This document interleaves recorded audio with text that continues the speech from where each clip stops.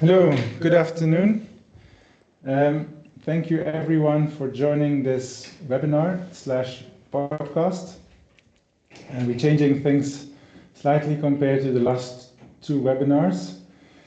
I think we're going to give people 1 or 2 minutes to join, but so long we can start by perhaps introducing one another. So on my left-hand side, your right-hand side perhaps, I have Dr. Chido Siame, the Chief Medical Officer of Unjani Clinics. Welcome. Thanks, Wim. Thank you for coming all the way from Joburg to Cape Town. You're welcome. So today we're going to talk about data dashboards. Yep. We've done a lot of data dashboards, and you've been the recipient of dozens of dashboards. Mm-hmm. And I hope that in the next 40-50 minutes, we'll have this opportunity to dive deeper into why Unjani wanted and needed dashboards, what they do, what they mean for you, why they work, and what other value it has unlocked for you. Yes. And hopefully that inspires the audience to also help them think through what this could mean for their organizations. Absolutely.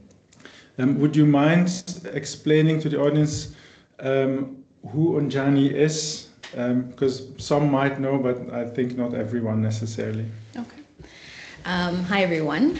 So Unjani. Unjani Clinics is a network of nurse-run, owned, operated primary care clinics across the country, and it is run and supported by the non-profit company which I work for. That's where I'm the Chief Medical Officer. So essentially we have nurses in the communities, rural communities, townships, peri-urban, providing primary healthcare services to patients that perhaps are not insured by medical aid, sort of the missing middle that they speak of often, no medical aid but employed, able to access some level of healthcare privately. So that's what we do, changing lives, offering quality, affordable healthcare. How many clinics roughly does Unjani manage? We have about 250 care settings across the country. Okay, 250. Mm-hmm. That's a lot. And you are about 11 years old, am I right? About, yes. Yeah. Yes. Great.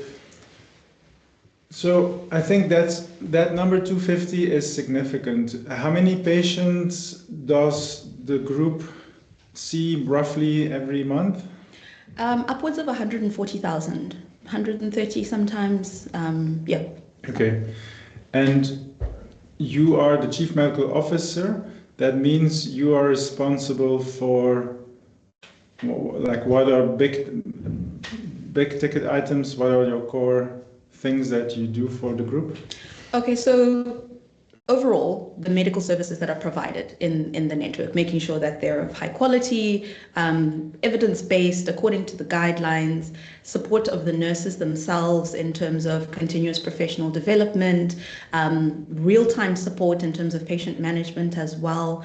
So my team and I are in charge of that, training, many services, but the medical aspect, the clinical aspect of the network. Okay, so if you are responsible to oversee good clinical practice across 250 clinics that see 140,000 patients every month, that means you cannot go into patient folder after patient folder in a linear way. Yeah, it's literally not possible. Being able to look at every single patient, every single case, every single management, there's a need to be able to step back and have a look and see if there are any sort of red flags that are popping up. Okay. And then deep dive there. Okay, great. So some weeks ago I wrote an article on LinkedIn, and I tried to make the parallel between dashboards in cars and data dashboards. And so as I was preparing for today, I was thinking, how bad would it be if you had a car without a dashboard? Would you be in trouble? Yeah. And I think a lot of people would eventually get in trouble.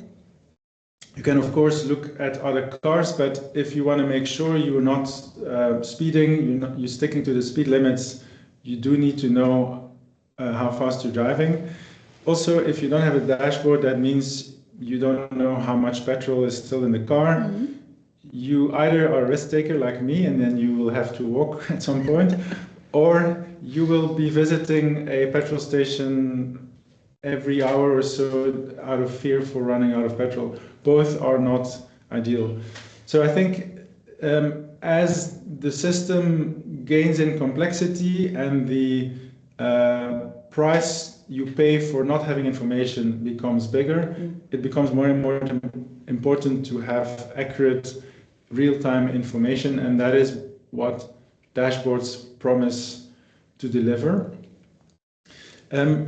Chido, before you joined Unjani, you worked for many different other environments and sort of places in the healthcare sector, and you've been in organizations where they didn't have dashboards and then others where they did have dashboards. Mm-hmm. Can you maybe explain a bit more what, like the journey, where else have you worked, and what was it like to be in a place where they didn't have dashboards, for instance? Okay.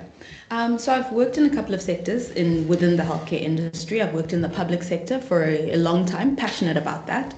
I've worked in the non-profit or non-government organization sector, the NGOs funded healthcare through donor funds, and I've worked in digital healthcare as well.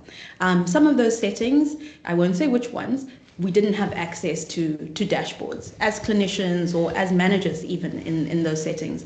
And it makes it difficult to be able to make decisions that are just not focused on the individual patient that's sitting in front of you, right? When you need to take a step back and make a decision for the facility or make a decision for the region that you're working in, you need data. And without that, you're essentially guessing, or you're basing your decisions on anecdotal evidence, things that you've experienced on the ground, or things that you've heard from people, which you're not sure, is this a widespread sort of situation, or is this an edge case that we're now hinging all our decisions on? So it's difficult. It's almost like flying blind, right?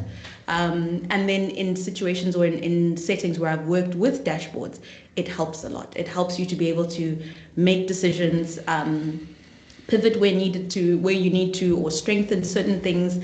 And it helps as well in terms of just feeling confident, right, with the work that's being done. Are we moving forward? Are we achieving what we want to achieve? Because we're measuring things against targets and we can actually see it in front of us. So, yeah. Okay. Have you also seen dashboards that are actually dysfunctional? They exist, but they get ignored, or people distrust information that's shown? Have you experienced that? Absolutely. Sometimes the dashboards are built, and perhaps there isn't a strong culture of engaging with data in organizations. And when that's not there, and that needs to be from the top sort of going down, the leaders need to be able to sit in a conversation. Every conversation that we have should lean on the dashboards. And if it doesn't, then everybody sort of steps away and leaves it for the analytics people. Mm-hmm. I've seen dashboards as well where perhaps the data is not complete, or the data is very superficial and it doesn't give you a good understanding of what is going on the ground. Or data where you're not able to sort of layer data variables and get a contextual picture of what's going on. How does this variable affect this one? That type of thing. Mm-hmm. Then it's almost not useful to look at the data, right? Another one where perhaps data is accurate, it paints a good picture, but it's delayed in how it's shown up to you, right? It's out of sync. You're making decisions based on data from 2 weeks ago, 4 weeks ago. Mm-hmm. You're not going to make very good decisions. So in situations like that, you'll find people don't engage with the data often because it doesn't help with the decisions you're going to make. Right. Yeah, so if I think about my car dashboard example, now your modern cars tell you how many Ks you still have in the tank before you need to fill up. Yeah. But I remember the days where it didn't say how many Ks, it just said how many liters. And so you had to do a little bit of math to say, 5 liters, that's probably, 30 Ks or something. Yeah. Worse, maybe 100 Ks. Worse would be if it said, oh, not you have 5 liters left, but you've consumed 55 liters so far. Then you have to know what the size of the tank is, so you have to do even more maths. And even worse would be if it said, last week you had consumed 55 liters and you still don't know. So not useful today. Yeah, so it needs to be, like you say, it needs to be in the moment, and it needs to point you to the action that it's begging for. Yes. Not leave it up to you to now do the inference and figure out what you should do with that information. So when you say it needs to come from the top, so you need a leader that cares as much about the data and the dashboards as everyone else.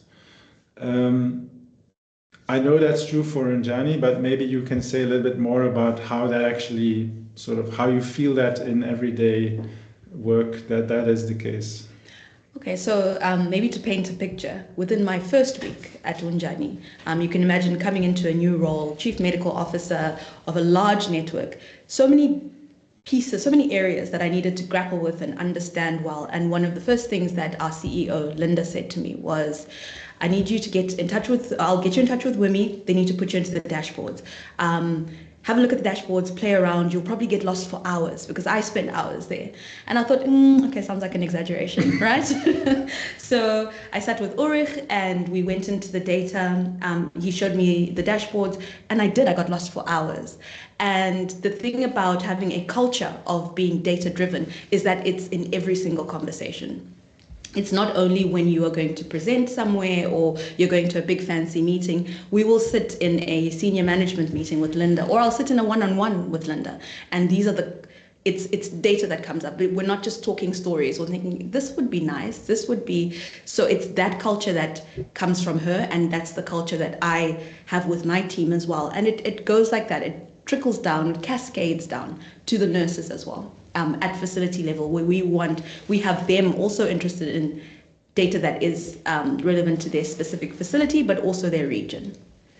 Okay, so Unjani uses, how many dashboards would you estimate the organization has in total? Oh, more than 40. There are a lot of dashboards because every sort of business, well, not business area, but every sort of department has dashboards. We have finance dashboards that have several dashboards there. We have the clinical dashboards. We have operational dashboards. We have dashboards that show us about the running of the clinics, etc., sustainability. We have dashboards that show us what's going on with our pilot projects, various things. We have many, many dashboards. Okay. That's might be surprising to some people listening. So instead of building one massive dashboard, you have a suite of dashboards. Some are more high level, yes, and then others drill down deeper and focus on a particular geographical region or a particular subset of the organization. That also then, I guess, means that different people will spend less or more time with certain dashboards. Yes. Okay, and let's see. So we've spoken about the importance of data quality, the importance of leadership, and having a culture of having data having conversations grounded in data.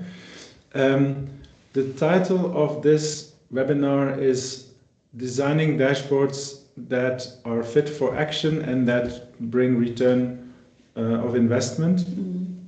We've spoken a little bit about how to avoid a situation where your dashboard is dysfunctional. We haven't really spoken about how do we confirm or how do we make sure that this investment in the dashboard and in the infrastructure that is necessary before you can have a good dashboard pays itself back. Can you talk a little bit about that? Absolutely. So I think the return on investment is on sort of several fronts, right? For us as an organization, as the non-profit company, we apply for funding from various donors or funders, and whilst we have an excellent model, and I say that not only because I'm the CMO, but we have a really, really good model, and we do good work in the community. But it's also important to be able to show that, right? To be able to show the data. This is what it's looking like. This is what it has sort of looked like over time. When we started in this area, things looked like this, and now this is where we're at. Show improvement, show impact, and I think we've definitely seen that in when we pitch to funders, when we apply, when they have a look at our dashboards and see the level to which we monitor, we evaluate, we use data to make decisions, we use data to provide services, that often seals the deal in terms of them investing or granting funds to us. So that's a big ROI.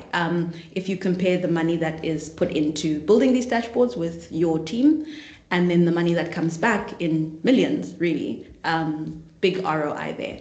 There's also a return on investment patient-wise, right? So we have dashboards that we've built. I think, to give an example, we were looking at our patient mix. How many acute patients do we see? How many chronic patients do we have? And when we looked at that, the data was showing us, it looks like you have very few, diabetic patients, for example. That flagged, and we thought, okay, we need to look into this. Is it that we're not capturing the patients on the system? Is it that they're not walking through our doors? And that led us to building a screening tool. Screening for various chronic diseases amongst our patients, and being able to do this with the patients and provide preventative healthcare, early disease detection. It saves a lot of money for the patients themselves in terms of repeated hospital visits, complications, all sorts of things that would require money for them if they're in poor health. So that saves money for the patients. And when you're looking at it from a value-based care perspective, with NHI coming, this is what you want, right? You want to be able to manage your patients well, keep them healthy. If you can't keep them healthy, identify them quickly. When you do that, have them on treatment as fast as possible, keep them healthy. That's a return on investment for the system at large, because less money is spent in tertiary healthcare settings. So, yeah. Okay, so the return on investment is diversified, is what I'm hearing. Yeah. It's return on investment for Unjani Clinics, the non-profit company. Mm-hmm. There's a segment for the patient, and then there's a segment for society. Yes. Okay. Okay. I want to maybe focus a little bit also about the investment part. Mm-hmm. So when it works, beautiful things happen and you get more funding, patients are better helped, and society spends less on expensive curative care because you did the investment up front. In terms of the groundwork, the foundation, I think it's important, and we've spoken about this in the first two webinars, but not everyone saw those. I think it's important to have this honest conversation and say, actually, Unjani didn't just commission dashboards. That wasn't the first ask. There was a realization that before we can have dashboards, we must have a very well-oiled data platform. Mm-hmm. We must have control and access to the source data. That data must be pulled in an automated way. If anything changes in the source system, that can be accommodated for. We must have this metadata, so we must be able to see where is this data coming from, how old is it, what does it mean, all of that. So good data governance. And then the ability to build analytical workflows, analyze things, compute things, compare stuff, produce tables and graphs, which then ultimately find their way in the dashboards. Mm-hmm. But the dashboards is the cherry on top, literally, of other things that also take time and money to build. And I think from my perspective, as a data science consulting company, that was really important, and I think that unlocked the value that we were able to provide, because we had in Unjani, we had a client who saw the importance of not skipping the homework, not skipping the foundation, understanding, let's get the basics right first. We built a data platform, we built the data pipelines. We also built a few dashboards quite quickly. I think within 2 or 3 months we had some dashboards, but it wasn't 40, it was maybe 5. Yeah. And then from there we built more and more, and now we are in a strong position to keep adding as needed. Okay. If another organization in healthcare or not would say, okay, I like what you guys did, we need the same, what advice would you give them? What can they take away now that they can work on so that they can replicate your success? I think you mentioned some of them, right? So it's starting from the ground up. The dashboards, like you say, are the cherry on the top. So one needs to think about how data is collected, how data is captured, and then look at how data is analyzed. I think starting there and having that culture of the importance of data in conversations, in the way that we think, in the way that we strategize is really, really important. So having the building blocks to get to the point where we can have dashboards that mean something. And I think importantly, when people think about that, sometimes people just look at the data that they have and think, okay, let's build dashboards from this. But the important question, which I think I enjoy when I work with you and your team, is you'll often ask, okay, so what questions do you want to be able to answer? What do you want to be able to present? What story do you want to be able to tell? Often that's how you sort of probe into, and then we say, okay, these are the questions, these are the things that need solving, this is the story I need to be able to tell, and then work backwards from there. Instead of just saying, okay, well, we've got these, let's just build what we've got with these, because that helps also when you think back to think, okay, are we collecting the data that is able to answer this question? Never mind building the dashboard, are we even collecting the data to begin with? So I think that sort of approach is a good way to go about it, which is, what I enjoy when I chat and interact with your team and we work on these things. Okay, great. Yeah, and so reverse engineering is I think often a useful approach. Otherwise, there's a risk of spending too much time and money worrying about data that ends up not being useful. Yeah. Or not ultimately answering the relevant questions. Exactly. And if you have a relevant question for which the data doesn't exist, or it does exist but it's in poor quality, then it's better to figure that out on day one. Yeah.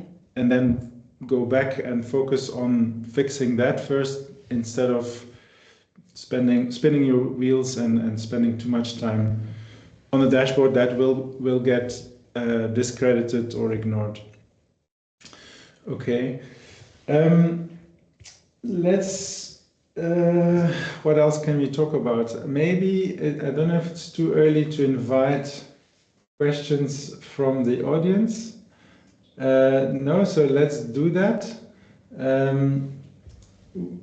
If anyone wants to type in a question, please do so, and we'll make sure that we see that and we can respond.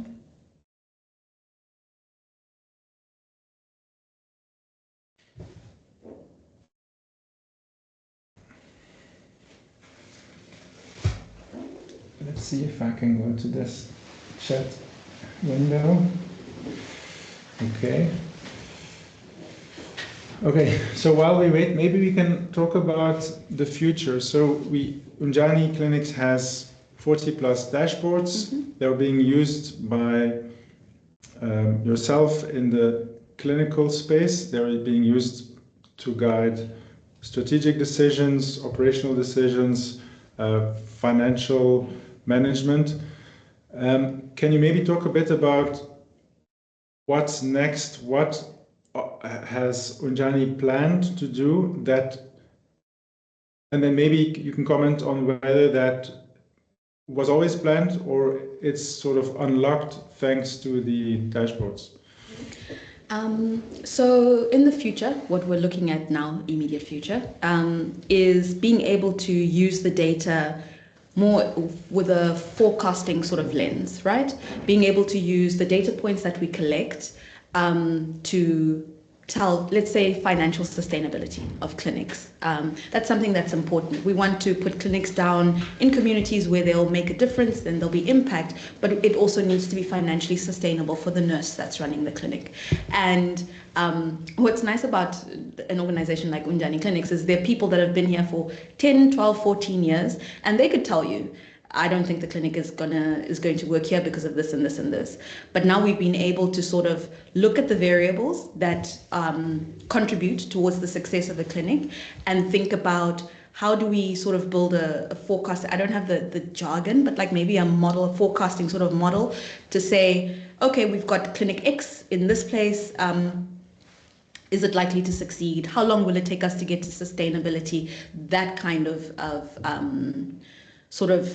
lens with our data, which is exciting, right? Because we're not just looking at what has happened and show me a picture of what has happened.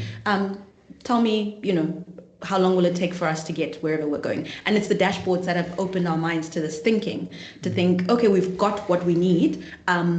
Let's work with the Wimmy team and get that information looking forward. Thank you. Yeah, so maybe I can also add some context to it. Opening an Unjani clinic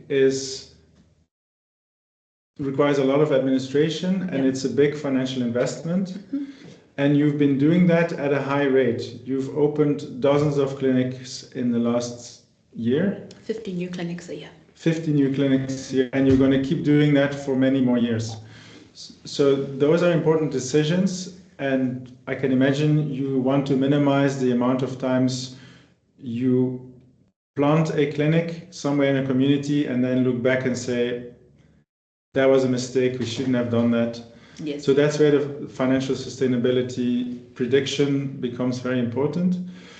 From the engagement that I've also had with the dashboards, because you are collecting so much information at the patient level, at the clinic level, and at group level, if the question is what model should we build to predict sustainability, you can build quite a big model, a complicated model. And so one of the uses for the dashboard would be to say, let's just do some data exploration. Let's look at the trajectories that all the different clinics have had. You now have more than 250 care settings. Some are older than others, but are there trends that we can detect just by looking at the different trajectories?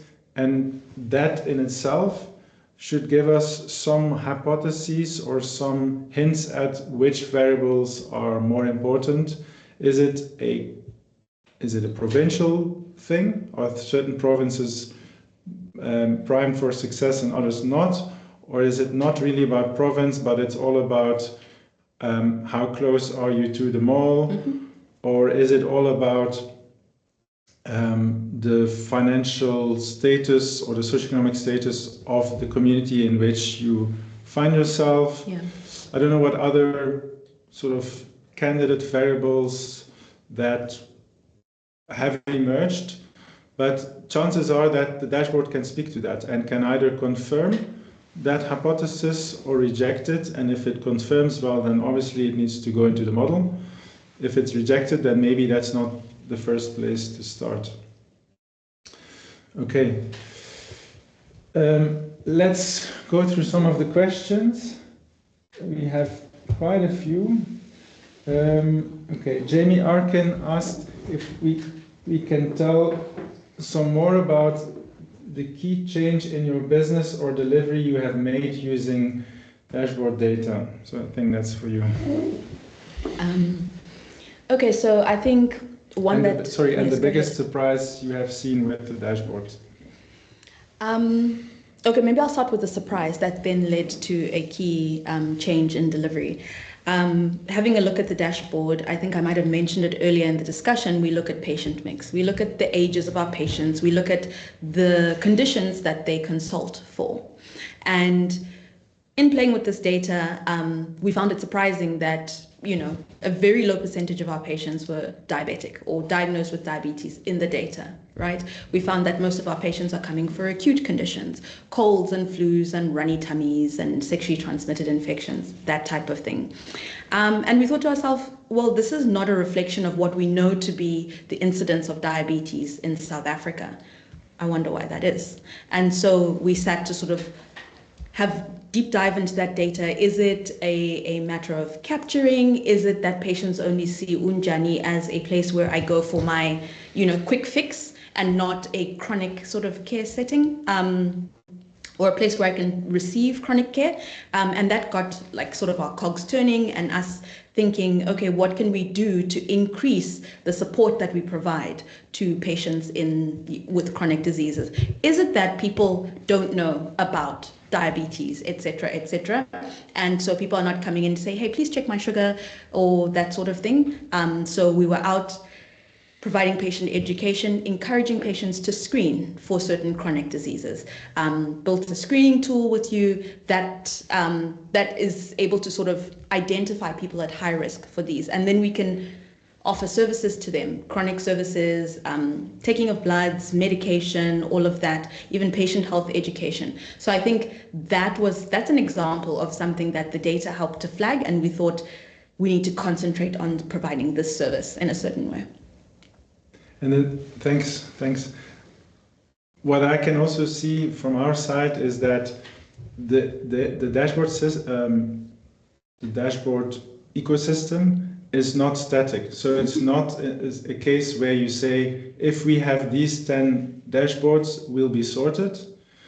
Because, for instance, the screening tool that we developed together generated new data.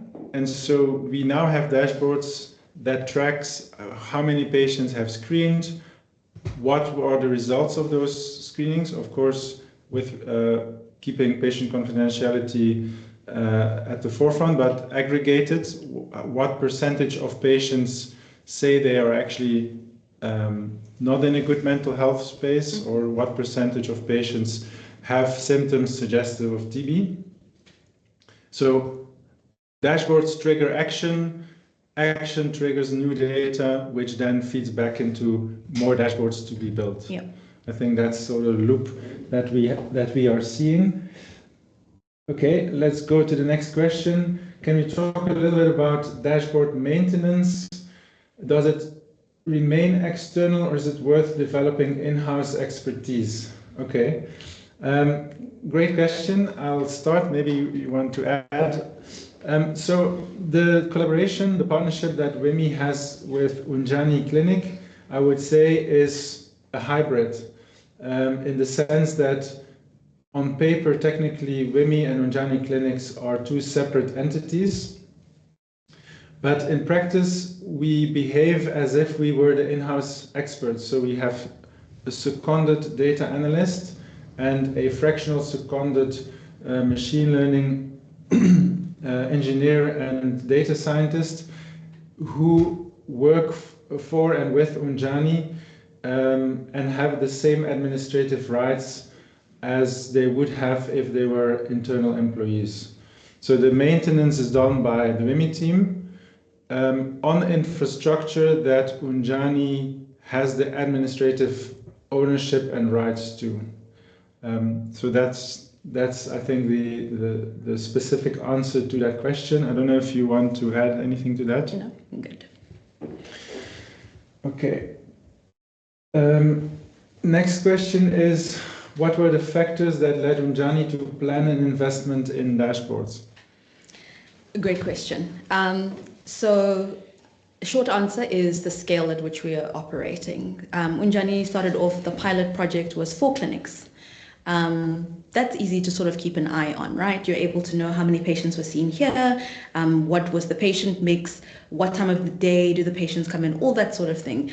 It's easy to keep an eye on for 4 clinics.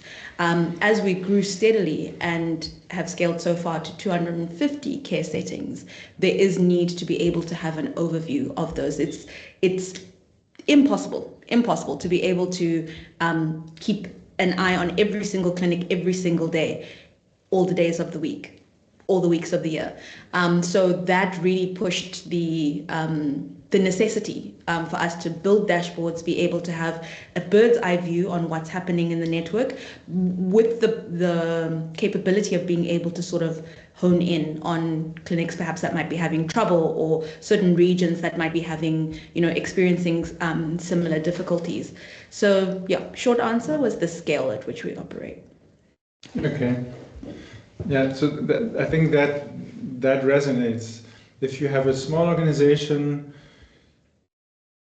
one, you probably have enough overview and sort of first-hand experience to not need a dashboard. And two, the dashboard investment is not tiny. So you might say actually not worth it. Yeah. As you grow and as you scale, you cannot afford not to know. And it's harder and harder to know. So now it makes all the sense in the world to make the investment because it's going to pay off. Absolutely. Great. Let's go to the next question. Sorry, I forgot I have a mouse here. Okay. Irofili is asking, could we tell more about how often the dashboards get updated? Do they use real-time data, and what platforms and tools are used? Okay, can we show a dashboard? I think we're not going to show a dashboard now. I think, Irofili, I'm happy to schedule a call with you and walk you through the dashboards. We have a so-called show house, which has synthetic data. So obviously we cannot show the internal Unjani data. But I'll answer your other questions, maybe in reverse order. So the tools and the platform, we use Google Looker, Looker Studio, that's our dashboarding tool, and they are embedded in a internal website. So there's a website-like platform that Unjani Clinics has access to navigate across all of the dashboards. They are also hierarchically organized, so it's not just a long list of 50 dashboards, but they are organized by theme, and then within a theme you can dive deeper. So we use the Google suite of tools. Google Cloud Platform is sort of the overarching toolkit. And within that toolkit, there's different little features and tools that we use for the data engineering, the pipelines, the analysis, and then the dashboards. And the nice thing about it is that they are designed to play well together. So it makes for an efficient workflow, and it also means that if we get a new request for, can you also build a dashboard for that? If the data is there and it's in good quality, it doesn't take us weeks to bring that dashboard live. How often do the dashboards get updated? Right now, initially, there was a batch analysis. Every week they would produce new updates. Now it's daily. So every day you can see the data as up to midnight the previous day.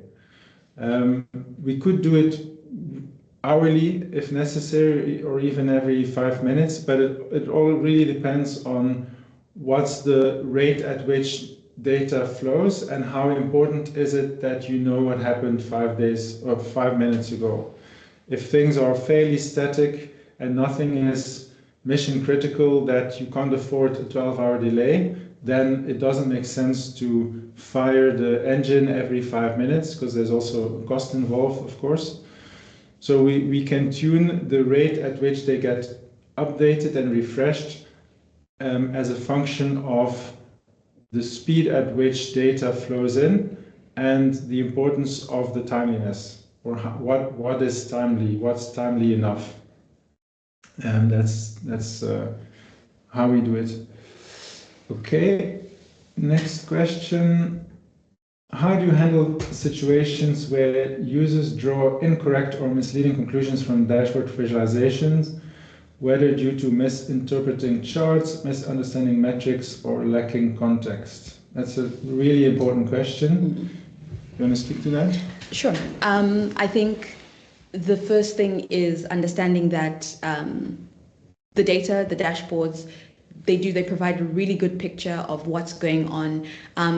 But when you look at the information that's displayed, if it's a chart, if it's whatever it is, like you mentioned, it's important to have context, which many of our dashboards do, but it's not, you don't take it as, for lack of a better term, gospel truth, right? It raises flags for you when you look at certain things in the data and you think, okay, I'm seeing this, this is the decision I want to make. It prompts you to make, to deep dive a little bit more into the data, investigate a little bit. So in the making of decisions, yes, the data dashboard, what has been good, putting all of that together and using that to make decisions. I think what helps a lot, the term that Wimmy used that I'm learning now, metadata, right? You look at the missingness of the data. Is all the data there before we make a big decision based on this chart that we're seeing? Are there some elements that are missing? Is it only 60% of the data that's showing us this picture? What about the other 40%? I think keeping things like that in mind will help you, be wary, be wise when you use the data to make a decision. And I think what's important is also always interacting with the data. The more you interact with the dashboards, the quicker you're able to look at something and think, that doesn't seem right. I think we need to look into this a little bit more before we jump, 2 feet in rather, not 2 toes. I agree with that. And I want to share some learning that I've done over the last 5 years. When Wimmy was born, I came from academia, and my previous job was try and find something that's difficult and that's worthy of a university salary, because I couldn't just do simple things. That would be abuse of my position. So I was always primed to find high dimensional insights and create graphs with lots and lots of detail and color coding and maybe 3D graphs or even animations. Tell nuanced stories that you need a 5-minute voiceover to really grasp what's going on. That was my previous life, and I thought when we started Wimmy, that's the value that I bring. I'm going to do difficult things that others can't do, and that's how we can make a name for ourselves. And what I've learned is that maybe there's sometimes a place for that, but that's not where you should start. You should start with a very basic, simple visualization. And of course, you need to preface it with the words, this is too simple, or this is not all of it. But let's start there. Let's just visualize averages over time. Every year has an average, and we're going to plot 5 dots on a graph. On the X,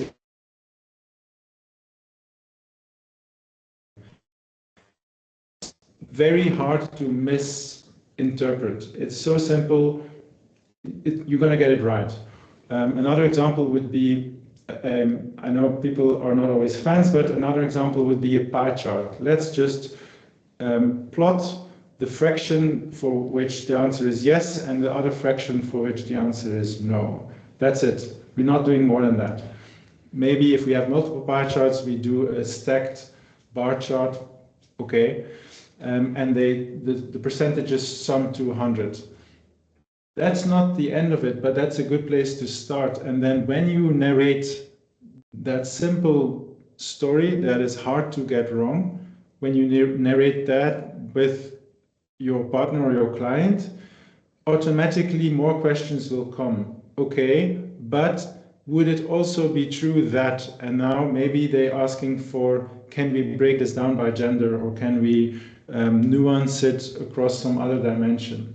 And so when you work together and you start in a shared place of understanding and you acknowledge that that's a good place to start, you can gradually increase the complexity and make sure that everyone who's looking at the graph stays connected with the understanding of what it means. Okay, I hope that helps. The next question is from Suzette Ferreira, and she's asking, let's see,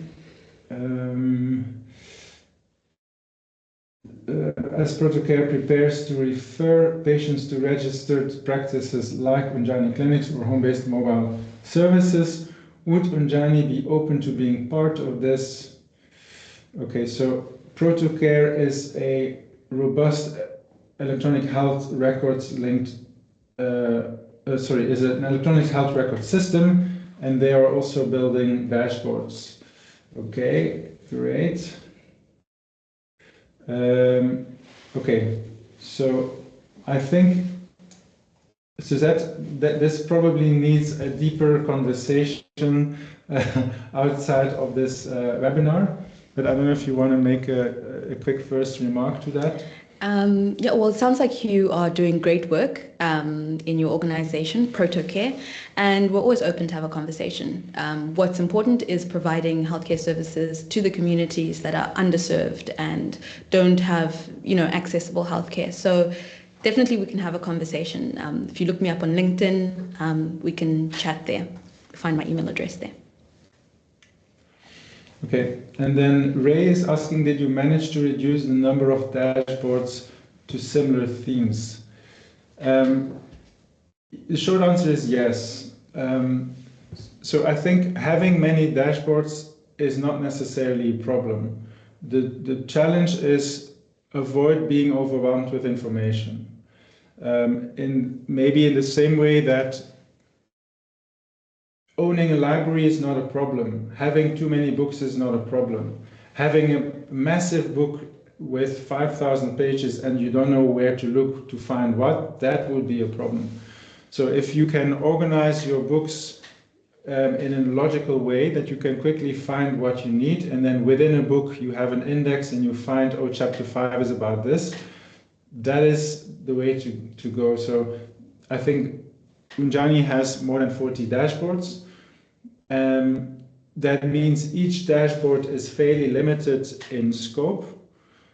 That's how we got to 40. But it also then means we can collapse them, we can cluster them and organize them, and maybe you can speak to how you navigate across and within a dashboard.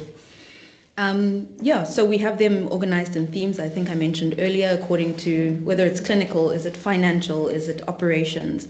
And within there, we have generally like an overview page that shows us the headlines in whatever business unit it is, and then there are dashboards that when you want a little bit more detail down a specific path, it's sort of organized like that.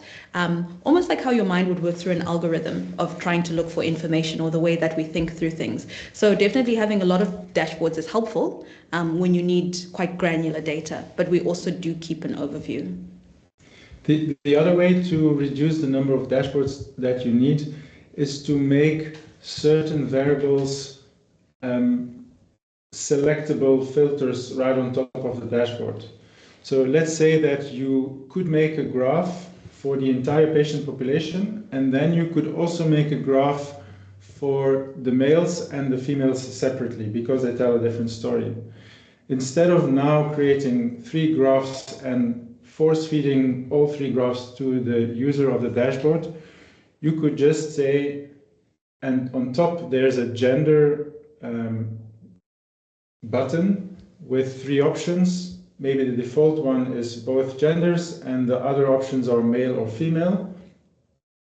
And now, as a default, you see the graph for both genders, but if you click on male or female, that graph swaps out for the one that you actually wanted to see. So by making the dashboard more dynamic, the same you can do with time, with calendar time, to focus on certain periods in the past. Or you can do it geographically.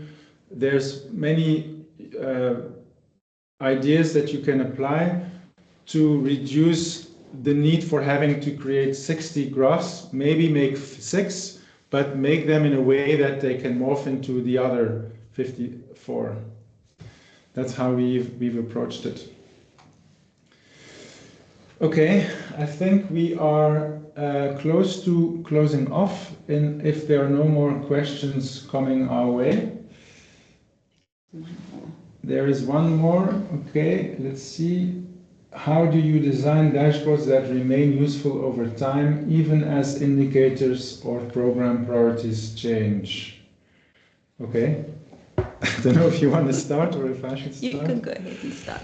Okay, so that's a difficult question.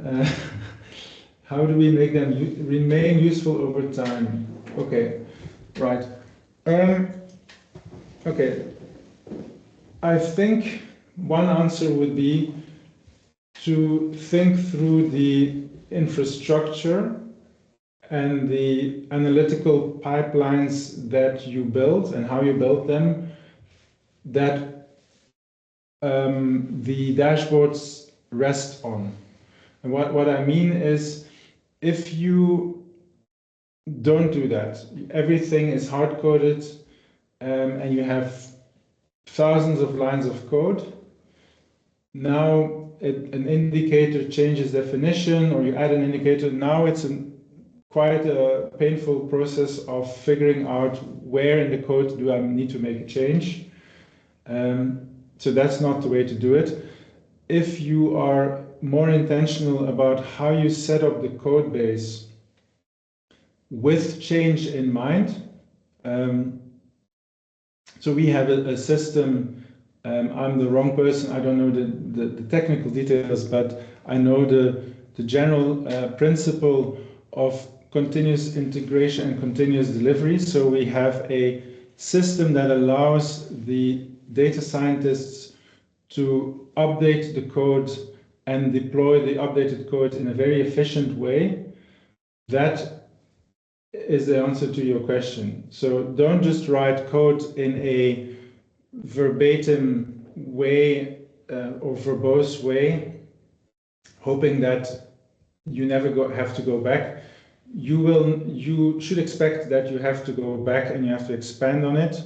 So another one is write code in a modular way so that you can reuse blocks of code and not have lots of copy-pasted variations of that same code block living in 50 different places in the code base. Those things will help. And then, of course, automated data pipelines. So not relying on manual human-driven processes of pooling data, aggregating data, running analyses. All of that should be running in autopilot. And the details of that autopilot, when must the data be fetched, crunched, and presented, that should be the human that decides and can also then change their mind and said, well, it used to be good enough to run it once a week.